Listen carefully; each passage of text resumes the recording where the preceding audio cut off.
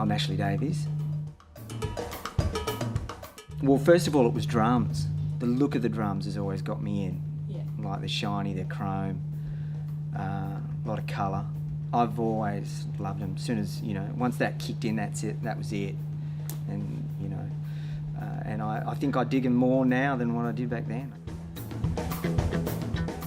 In the very beginning, because the writing has changed now, but the reason I started writing music was basically I had all these drum grooves and I had a way that I wanted to play the drums that I couldn't with any of the bands that I was playing with.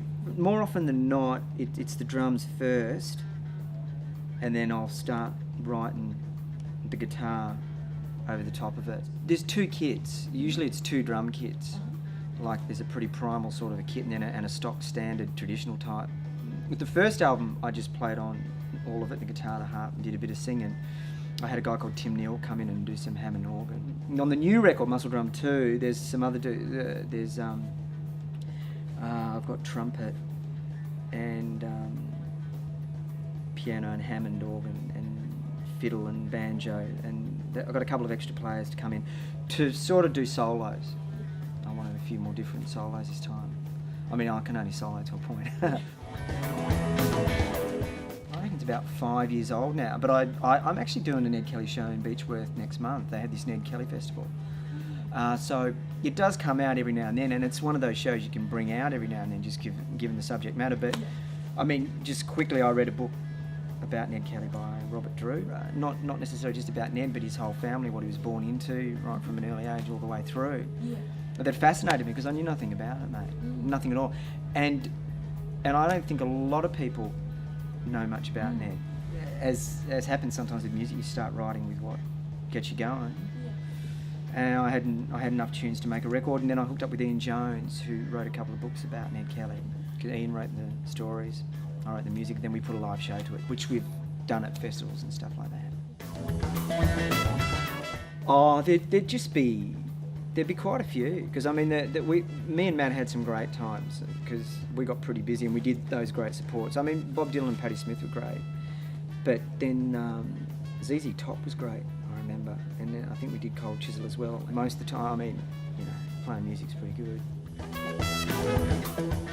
With Muscle Drum 2, I'm working on the show now because I've put out the records, but I haven't been able to figure out how to do the show because I do the stuff myself. But I've talked to people and it seems like technology is going to give me an opening into being able to do this show in some way with sampling and maybe some other things and stuff. So I'm just working on that at the moment. But I've just finished some records. I've done a record with Geordie Lane. Mm-hmm. That was really good. That's great. So I've been on some albums that are coming out soon. So that's the other thing that I'm doing at the moment too. I'm just doing some, apart from Muscle Drums, just also concentrating on drumming for some other people.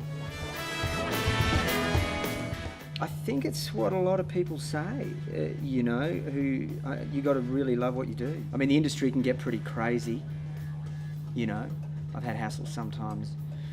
There's management, there's this, some people come into the game every now and then and they can,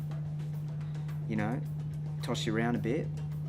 I'm not saying any hard luck stories or anything like that, it's just how the game is with anything, I think. But if you have that grounding that, you're into what you're doing, then that'll usually just keep you going. If you always keep working, like if you're not doing many gigs, then practice a lot. Yeah. Do you know what I mean? I just always find if something's not going one way, then I'll start something else.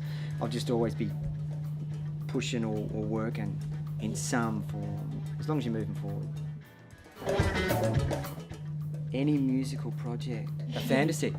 Oh yeah, I suppose I have had dreams where I've been drumming for the Rolling Stones. I'd like to drum for Lou Reed. Yeah, I mean there's a couple of blues guys I'd love to play with, Hand Dog Taylor, but they're not here anymore. I'd love to meet Charlie once. He's the Stones drummer.